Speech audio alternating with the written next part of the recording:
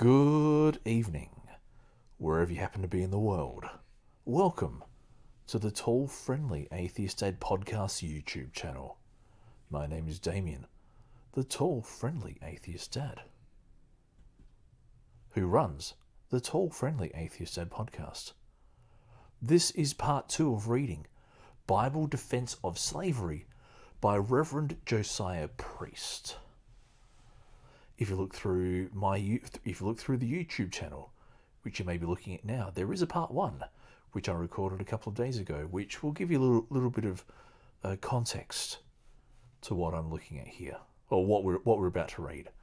And for those who want to read along on the screen, it's on the screen there, so you can have a bit of a look-see. But otherwise, yes, I hope you are all doing well. Except for that. That was, getting the microphone in position. But anyway, yes, I am on the warm reading bed with my feet underneath the warm reading blanket. Next to me is the warm reading sun.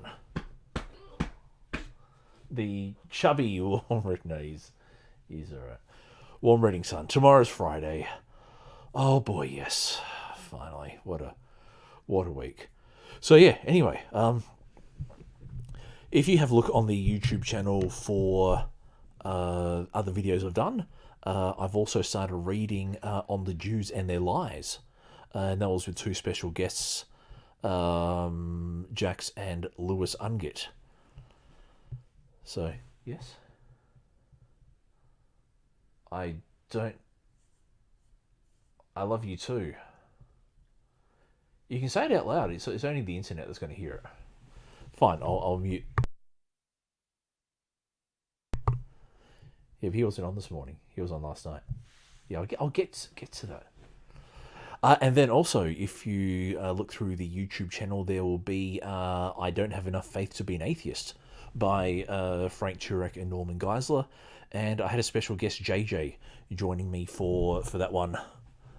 That one yesterday. And, oh yes, I have I'm going to put your comment up on screen. Mr. Akshdeep Roy. Hello to you too. I hope you're doing well.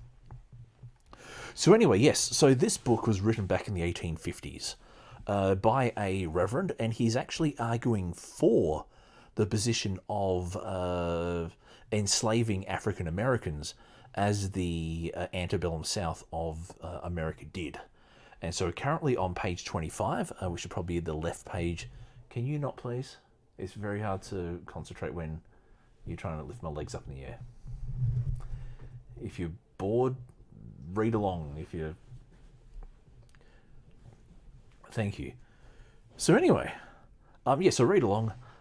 Second section. So yeah, the first section was covered in part. The preface and the first section was covered in part 1. This is the second section. So with a click of the fingers, I am going to read, and you can either listen or read along with me.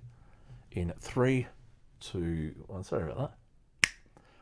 Second section, origin of the Negro race, argument to ascertain this, causes of the great varieties of human complexion, doctrine of climates and local causes to produce such varieties refuted, impossibility of human parents producing any other complexion than their own without a miracle, proofs that white, black and red men are found in the hottest regions of the globe, and have been thus in the same latitudes for thousands of years. No Negroes on the earth till many hundreds of years after Adam's creation. The precise time of their origin, when and where. No climate forms or causes the origin of human characters. Birth of the first white man, when and where. No white man on the earth till many hundred years after Adam's creation. Argument to ascertain this.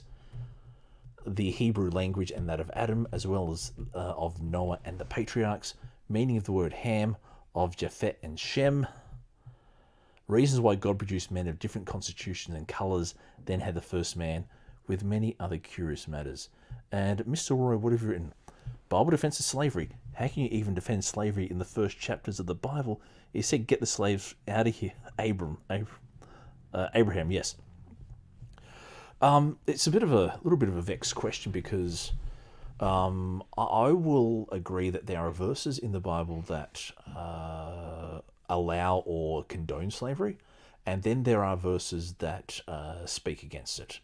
However, my opinion is that there are no verses against slavery that that are as strong as what the verses for slavery are. And remember, this, so this was written back in the 1850s, before the Civil War, the American Civil War. So, thank you for your comment, Mr. Roy. Having thus ascertained, as we believe, the colour of the first human beings, the question naturally rises here, how there came into existence other persons of our race, with different complexions, such as jet black and the snowy white, vastly varying from the original red. It has long since been counted the extreme of folly to suppose that complexions so far removed in likeness as are black and white, to have been produced by climate, location, manner of living, or any such thing, as many have believed. This opinion, that of the power of mere circumstances to produce the entire characters, both of complexions and formation, of the bodies of the different races of men, is now given up as an error by the philosophy of the age. This acknowledgement stands recorded on the pages of our encyclopedias and literary works of the time.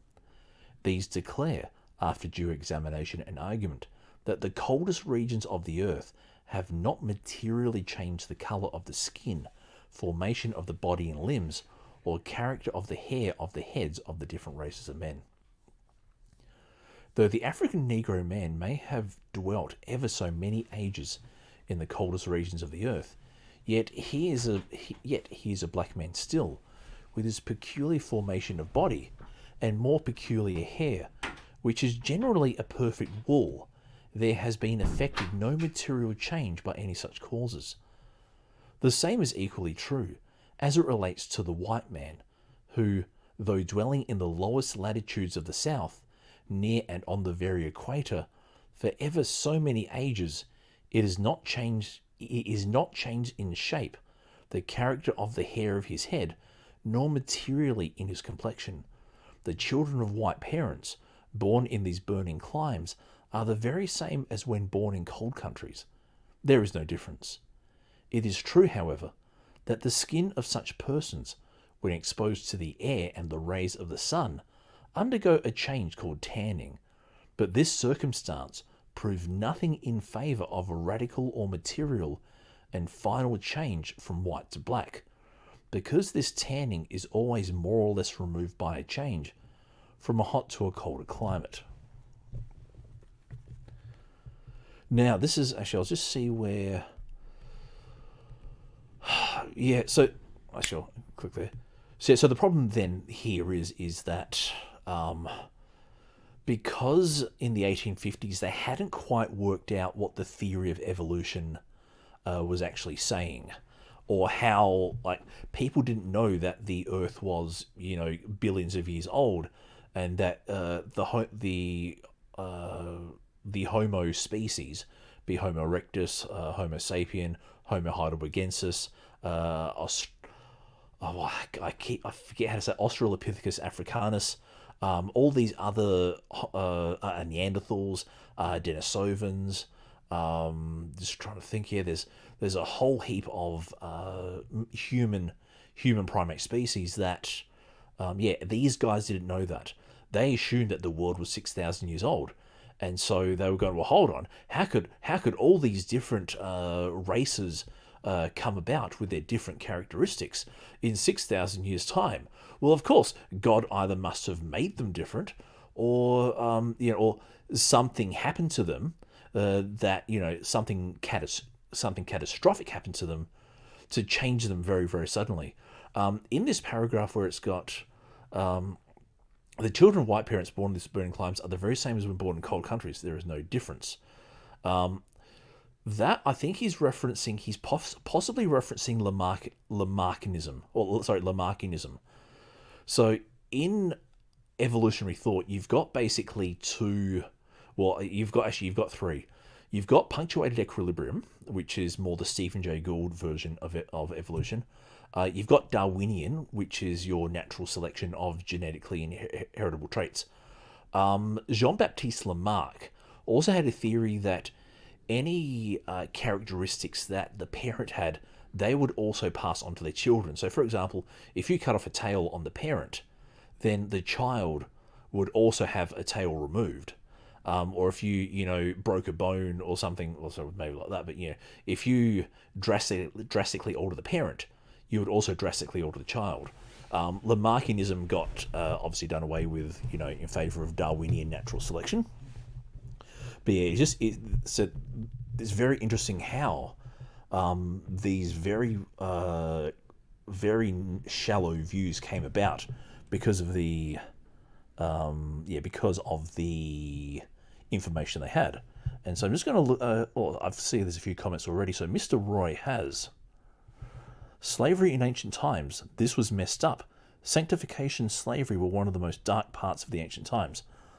That is correct. However, I will put in the proviso that they didn't really know any better. Now, I'm not saying it's right, but I'm saying that because they didn't quite have, how can I say, because agricultural technology wasn't what we have it today, because they didn't have the focus on the human rights and human well-being that we have today, the only way they could get by was to exploit people. So, yeah, that's... But I agree, there were dark times. There was no way we'd want to go back to those dark times. Mr. Woyope, hey, good evening to you. This chapter seems pretty BS. Well, this is the thing. This was written from an 1850s perspective, with very, very little scientific information. So yeah, it's not something I'd put my name to. It's not something I'd agree with. But the reason I'm reading this is so that we get. So we understand the historical perspective of why these people made such really bad arguments. And I noticed you made a couple of other comments as well, so I appreciate you putting comments in the chat. Thank you very much. Is it going to be a defense book about how good spreading plagues killing babes of Egypt were, right? Possibly. I'm sure someone somewhere has written some really bad theodicies of how those things were good. The closest I can think of right now is William Lane Craig. William Lane Craig, if you Google William Lane Craig Canaanite genocide, he actually comes up with a defense that, basically that the Canaanites and all these nations wiped out by Israel, that had genocide perpetrated against them, they deserved it, because God is good and God wouldn't do anything without a good reason. So the people, and also that children, if children are killed, they get a free pass to heaven. And then also, the people we really should be feeling sorry for are the Israelite soldiers who had to do the killing, which I think is just a complete BS, argument. But that's why not many people. That's why not many atheists think William Lane Craig is worth the time. But anyway, and thank you for your next comment, which is a defense against killing. Come on, you can't be serious. I am dead serious. There are actually people who... Now, actually, look, I'm going to rise to the challenge, and because I know you're probably going to ask anyway, so I'm going to quickly... So give me a sec. I am just going to quickly jump on the Google machine, and I'll put a link in the chat. William Lane Craig...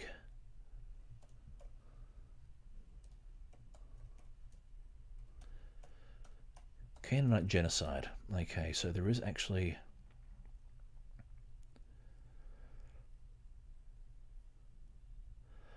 Okay, I can't actually find... Why can I not find the actual... Unless he actually... Yeah, okay. Oh, here we go. This is... Okay, so Mr. Woyupe, I am going to put a link in the chat.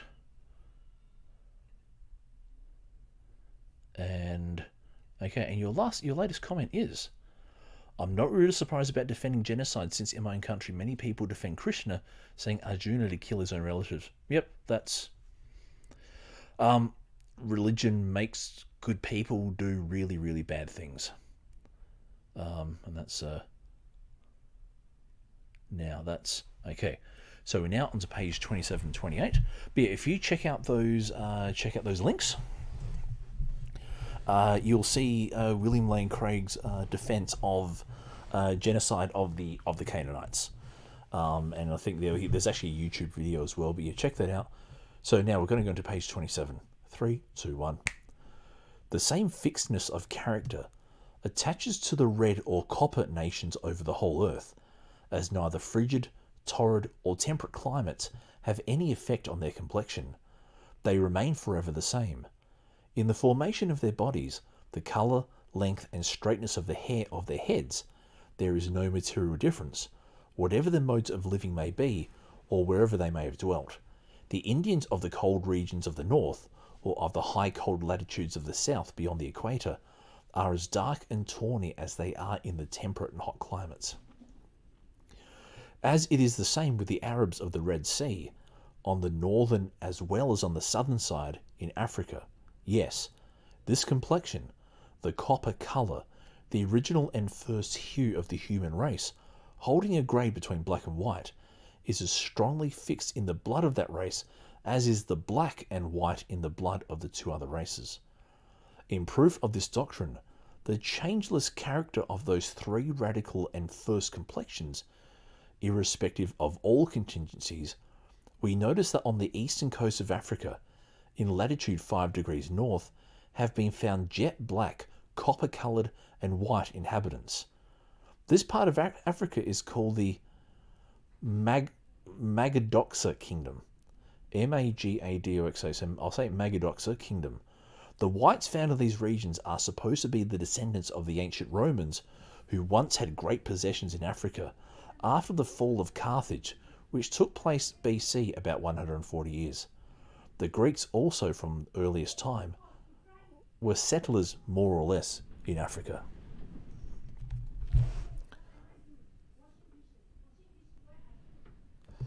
So anyway, yes. Yeah, the problem though is that affecting a human change does take quite a long time. You have to repeat and in a way you almost have to force change. And there's I think Aaron Ra in his explanation of evolution says changes don't have to be strong enough to be selected for. They just have to not be weak enough to be selected against. So anyway, so we're on to page 28. The fact that of the white inhabitants being found resident in that Negro country is stated by John Leo, who wrote a history of ancient Africa in the Arabic language, Morse Uni Geo, Volume 2, pages 754 and 781. Procopius, a Greek historian of the 6th century, 1200 years ago, speaks of a race of fair-complexioned people with ruddy countenances and yellow hair, who dwelt far within Libyan country, which is a region of Africa south and west of ancient Egypt, who, it is likely, were of Greek and Roman origin also. The same people were found by Dr. Thomas Shaw, the antiquary, who wrote in the 17th century, and says that they retained their fair complexions and yellow hair, although a lapse of more than 1,000 years had transpired from the time of Procopius and that of Dr. Shaw. The latitude of the country is between 10 and 12 degrees south of the equator. American Encyclopedia, Volume 8, Part 2, page 668. In Abyssinia, which is a region of Africa, says the Universal Traveller, page 467, there are found a population of many tribes of various colours, as black, copper colour, and white, or nearly so. How is this? Why does not the climate make them all black alike, if the black colour of the Negro is the work of climate alone? But nothing is more false than such an opinion. That time cannot obliterate the distinctive traces of national or original character, stamped on the first races of men, was the opinion of the Reverend Michael Russell, author of Views of Ancient and Modern Egypt, Palestine, or the Holy Land, He says in regards to the people of Ethiopia, who are now, and have been for more than 2,300 years, a mixed people, mixed with Arabs, a copper-coloured race, though by their language it is impossible to distinguish one from the other, yet by their physiological qualities in features and form, they are easily distinguished from the Arab blood, however intimate the mixture might be, which no length of time can obliterate, the Negro blood appearing as palpable as it does when mixed with the whites. Now, let me just make sure. I better move the book along. There we go. For anyone reading at home. So, yeah. Again, this guy just has no clue of how genetics, how population mechanics works. You're right there.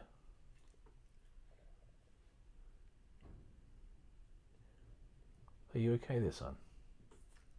You got something in your mouth? Okay, I thought it looks like you've... population mechanics, and this is the thing. Again, when you believe everything happened in 6,000 years, population mechanics is a... what are you going to do, you know? You're going to come up with very, very weird explanations. But yeah, it is... the problem, though, is that race is a superficial construct. The genetic difference between two people of different races from memory is less than 1%. And you have to remember that genetics takes a long time to... Like, you can have changes, but then what has to happen is those changes have to work through a population. So if you have mixed colours, it is quite possible that people will stay one colour and other people will stay another colour. It's actually quite, yeah. Anyway, back to the... Let me just double check something. Back to the book. This author, everywhere in his work, respecting the ancient people of Egypt and the other countries of Africa, carefully distinguishes the Negro man, or race, from the other dark races and tribes not having the woolly head, and the other characteristics of that family of man. As to the other dark races of the earth, not mixed with Negro blood, we have but little to do in this work, our whole or chief aim being to illustrate, as well as we can, whatsoever properly belongs to the origin, character, and fortunes of the people known as the real Negro men. On this subject, the highly popular lectures on physiology by Professor Lawrence maintain that the longest series of ages are found incapable of changing the Negro man from their blackness, whatever the climate may be. See Lawrence's lectures, page 257, and many other parts of the work. This being true, of which we cannot doubt, it is shown, and even demonstrated, that at some ancient period of time, this colour must have had its origin without owing to the influence of climate, and was so radically fixed by some competent power in the blood and existence of the parent of the Negro race, that no lapse of ages, climate, or other circumstances are found capable of bleaching from the blood and skin of the race, of which power we shall treat in due order. So yeah, again, 1850s, 1850s biology and physiology is nothing like what it's compared to today. And the irony is that... You're out there? What's up? The irony is that Africa was actually where the human race originated. So, like me, I am white. I'm Caucasian, and you know I am the unique one. I'm like basically the odd one out. So, please. It's very hard when... So, anyway, where was I? So, back to the book on page 30. We should be on the right side of the screen. 3, 2, 1. To prove this doctrine, Professor Lawrence, in the above-cited work of his, adduces in opposition to those who endeavour to maintain the effect of climate and circumstances in producing the Negro race, Instances where the different complexions of the family of man have not been occasioned by such causes. All the north of Africa, he says, is occupied by a race agreeing nearly in character with the Celts of Europe, who are of the whites, the ancestors of all the present nations of that country, as well as of the Anglo-Americans.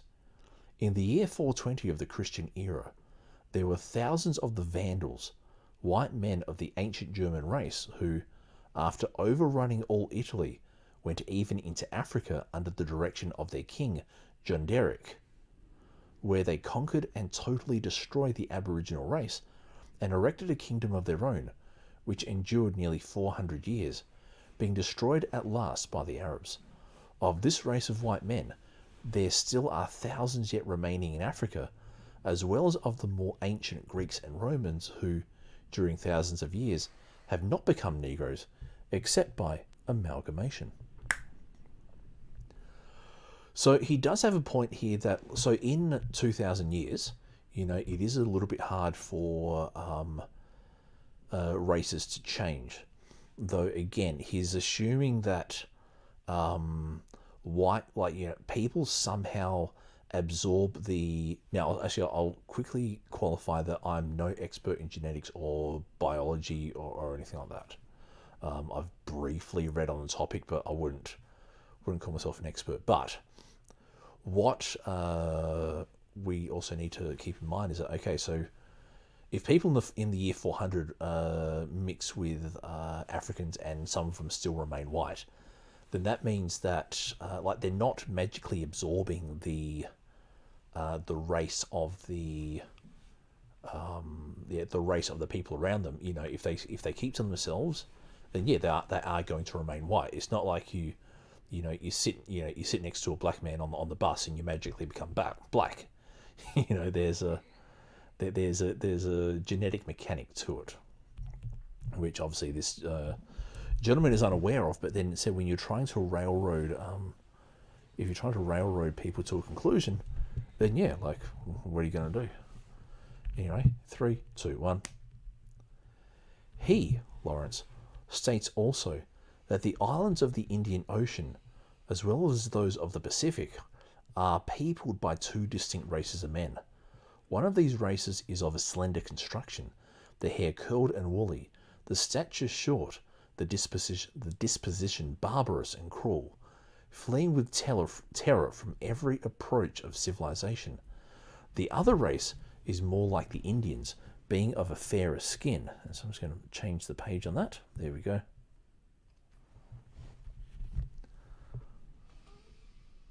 More humane and civilized, as well as intellectual. The blacks, or woolly heads, says Lawrence, of these islands are the real Aborigines, while the other race is of a later date, from whose presence the more ancient Negro man retires into the interior and mountainous districts. It is the same in the island Madagascar, as there are also found two races. One is of an olive complexion with dark long hair, but the other, the true Negro, is black as night. On the island of Sumatra, which is situated under a vertical sun, where no part of the year affords any abatement of the heat, except by the winds and rains, are found people of quite fair complexions, as well as the real Negro. In this very island, continues Lawrence, the descendants of Europeans, after the lapse of ages, are as fair as those born in the country of their parents. But the Negroes brought there from Guinea, in Africa, continue as deeply black as when first carried to the island, as they do everywhere else. But on a subject so plain and self-evident, as is the fact of the changeless character of the Negro complexion, it would appear almost superfluous to advance arguments, or to quote ancient or modern authorities in its support, when at the present time, and everywhere before our eyes, ocular demonstration is afforded that neither the colour nor character of that people changes, and from which we at once infer that the origin of this complexion could not have been affected by the climate. Climate is only one aspect of it, though. There are other aspects. So,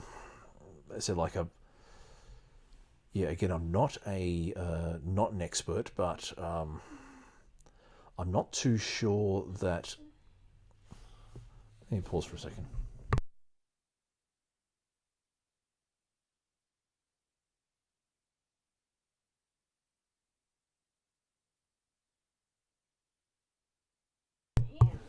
Okay, all right. Yeah, so, and like with Sumatra, given that I do have some familiarity with the Indonesian culture, yeah, it's yeah, like I know they had a long history of being ruled by European colonies. So the fact that there are white people in Indonesia, it's like, well, okay, yes, I know that, but yeah. So the problem is that climate is only one variable in the equation.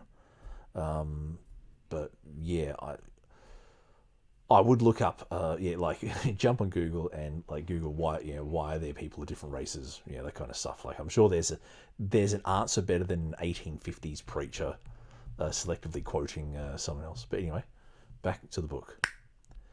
In the appearance of the Negro race on the continent of America, there has their one lineament of sorry has their one lineament of countenance or trait of bodily formation taken place during the 350 years or more since the first settlements, which promises even an approximation of a final change to white?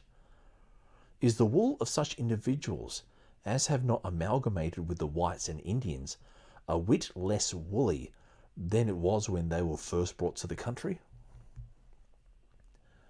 If it were a true doctrine that climate acts with a force so powerful on the complexions and formations of the human body as to change the African race to whiteness in the northern countries, is it not to be dreaded by all, except abolitionists, that the fair-skinned Americans and Europeans, who are now flocking to Africa, where, no doubt, many of them will remain forever, may, in the process of time and the operation of circumstances, be all changed in their posterity to good and substantial black men and women? For if the climate of the north whitens blacks, the climate of the south must blacken the whites. Surely it is a rule that will work both ways, if it works at all. But of all this there need be no dread, as all former experience contradicts such a catastrophe. If, then, the three standing original radical and primeval complexions of the human race, red, black, and white, were not produced by climate, nor other natural circumstances, how then were they produced? In relation to the red, we have already shown the origin of that colour, which was given to Adam in his creation. It remains therefore to be shown how the other two, the white, and especially the black, had their beginning. So let me then just quickly pop the next page over.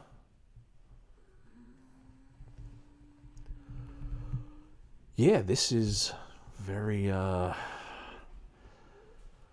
it's sort of like he's ignoring all yeah, it's sort of like he's ignoring all evidence against against his position, and yeah, it is worrying. But then this is why I read it, so I educate myself on how bad these arguments were.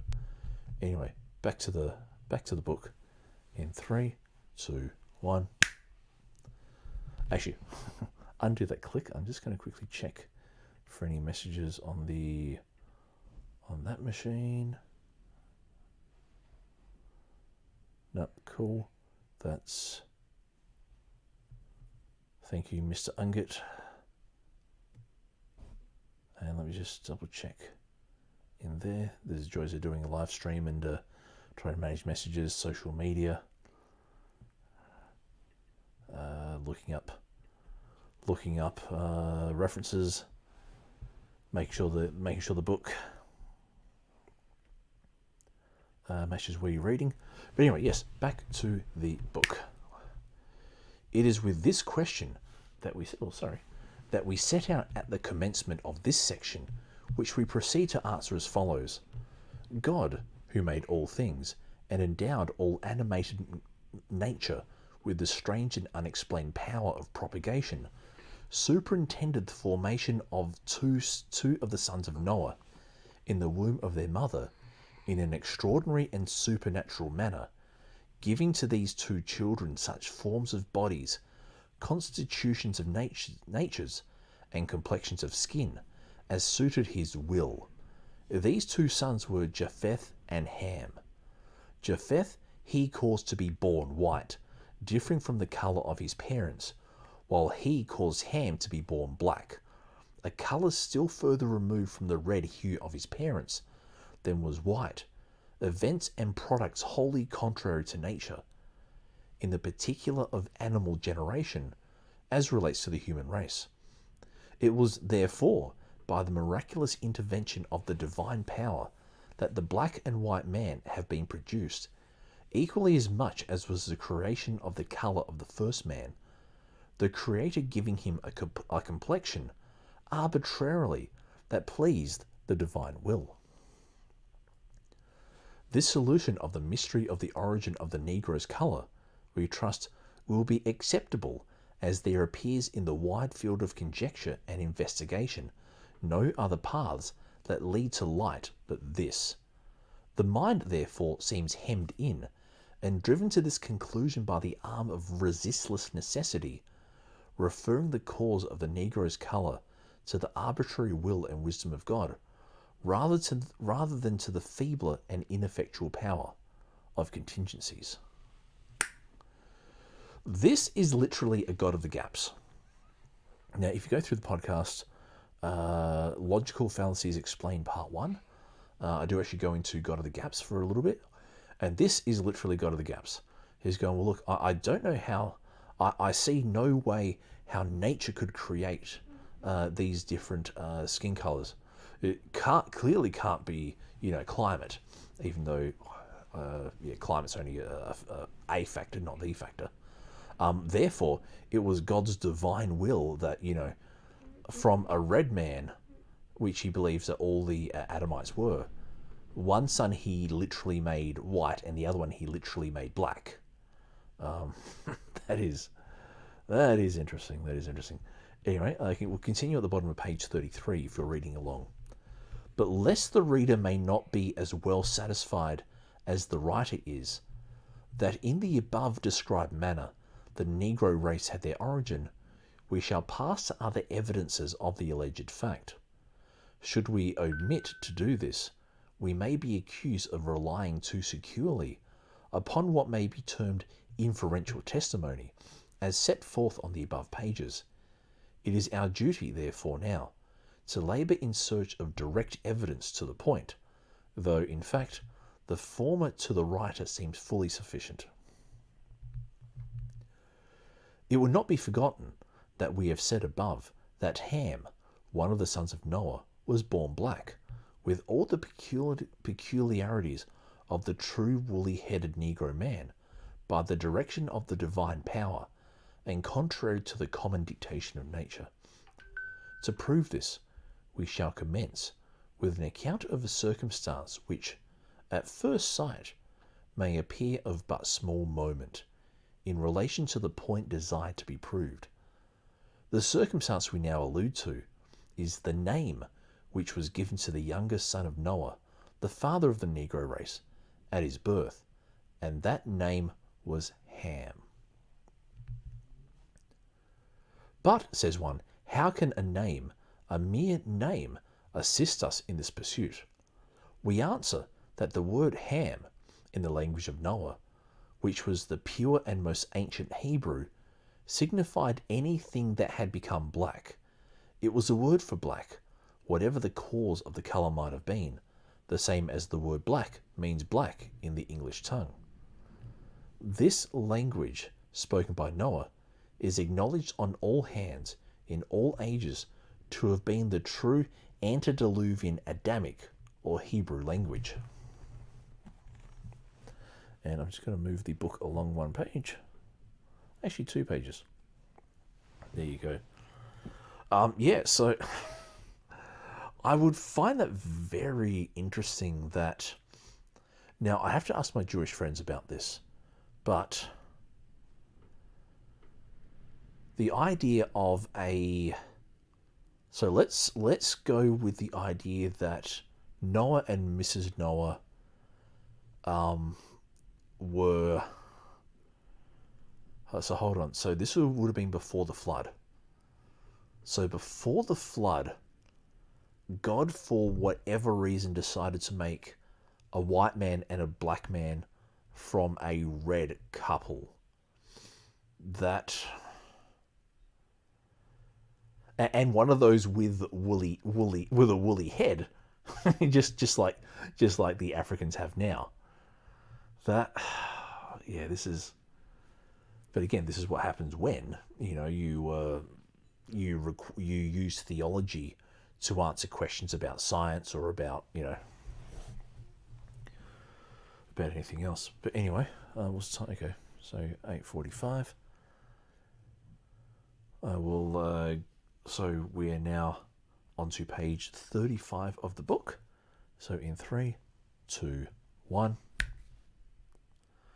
But if this is supposed to be unlikely, on account of the spreading out of the children of Adam in their posterity, over, no doubt, the whole earth before the flood, and that from necessity, the language of Adam and his immediate house must have undergone changes during so many ages, as was contained in 1,656 years, from the creation till the flood.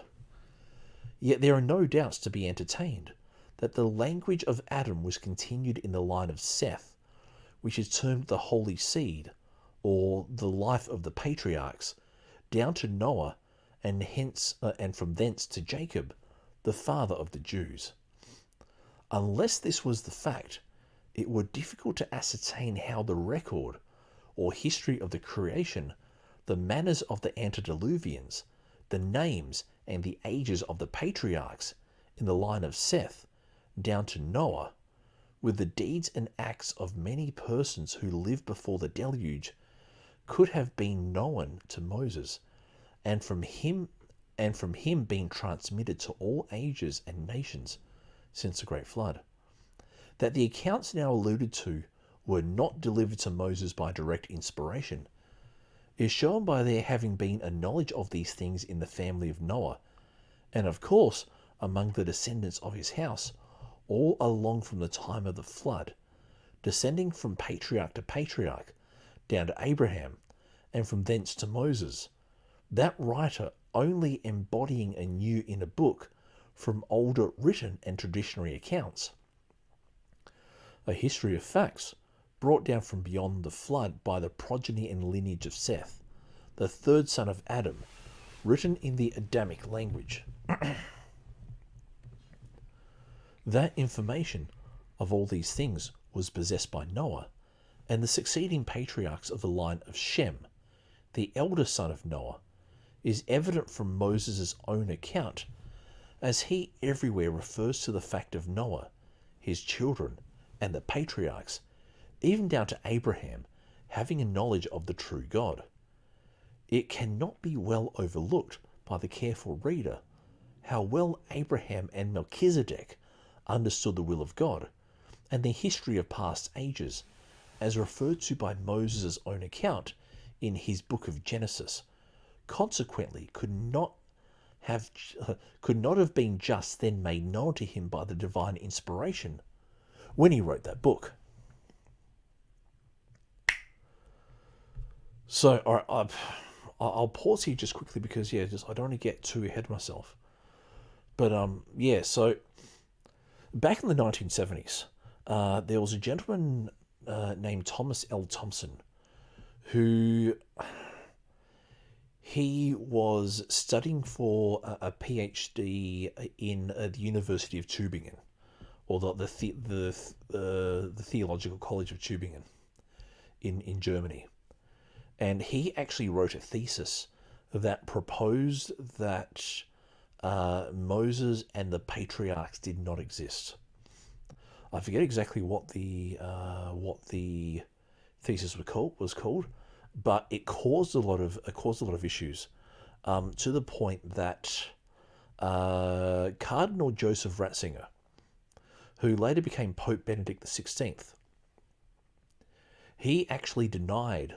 So when he was head of the academy in Tübingen, he literally denied Thomas Thompson a PhD because he didn't because he didn't like his work.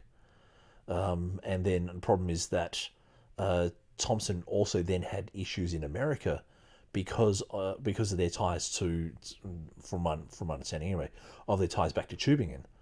So then I think he had to wait like half a decade or a decade, and he finally got his PhD from another university in Amsterdam. And it's just interesting now that the standard scholarship on the position is that Moses and the patriarchs did not exist. And I've never actually read the case for it, so I'm not willing to stand by that position. Though I can kind of see why. There's a few clues that tells me that there's a very good chance they were mythological. But so it's just interesting that when you use the Bible and try to read it literally and try to get your history from that, then you're going to come up with all these really weird justifications and apologetics and theodicies and all that kind of stuff. Anyway, back to the book. We hope no one will be offended at this, our opinion, for the whole book of Genesis is full of references to the knowledge of the ancients, of the line of Seth, Noah, Abraham, Melchizedek, and the other patriarchs before his own time.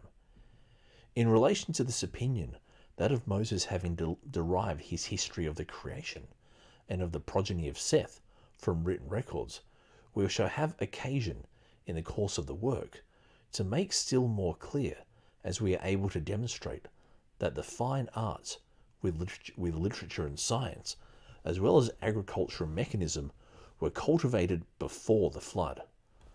We have said that the word Ham, in the original Hebrew or Noachian language, was the word for that which was black. In proof of this affirmation, see Adam Clarke's comment on the meaning of the word Ham, Genesis 10:1, who there says that Ham signified that which was black. In further proof of this position, we adduce the fact that the word Ham in the Coptic language, which was first spoken by the pure and early or first Egyptians, was the word for black. Now, as Metzarim or Metzar, one of the sons of Ham, first of all, after the flood, led a colony to the Vale of the Nile in Africa, but a little south of Judea, which river empties into the Mediterranean, near where the city of Alexandria was built by Alexander the Great. It is certain, therefore, that the language of this Metzar and his immediate descendants must have been the same with the language of his father, who was Ham, and of his grandfather, Noah, who were the people since called the Copts of Egypt. That Metzarim, first of all, settled the Vale of the Nile, is admitted by Greek and Roman, as well as by Jew and Egyptian in every age. The earliest Egyptians, says Josephus, were called Metzarites, and the country where they dwelt, Metzar, as well as one of their first cities, was called Memphis. Names and appellations derived from the name of the first settler, or head of the family, who led a party, clan, or colony to the slimy flats of the Nile before any other people after the flood.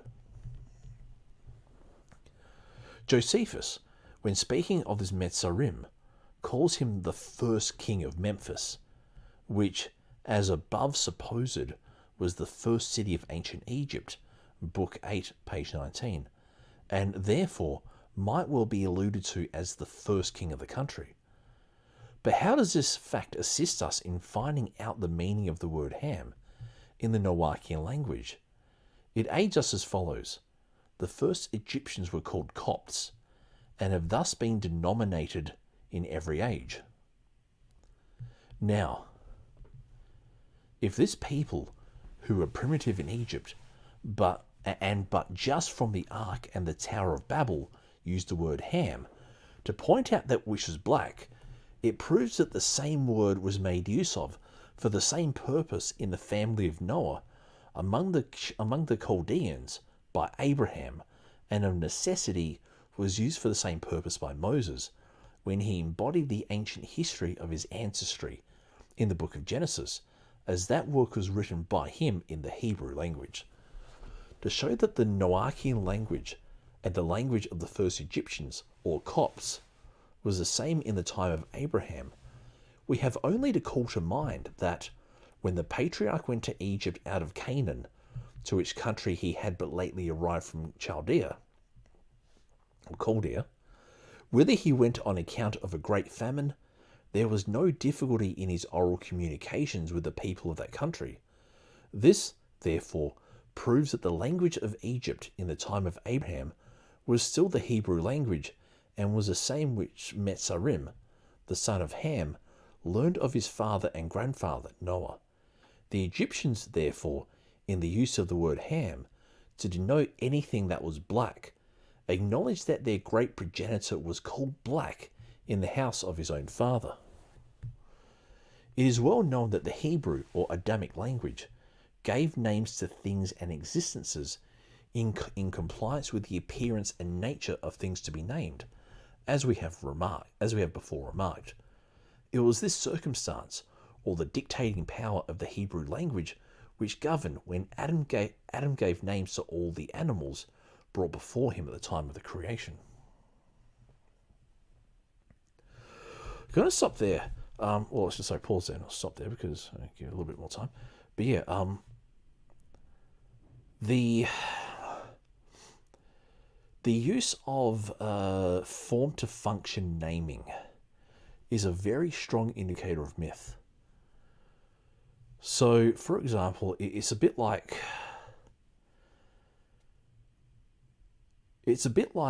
having writing a story about a fictional character, and that fictional character is named after the thing that they do. Just trying to think of an example. Okay, I can't think of an example right now, but like,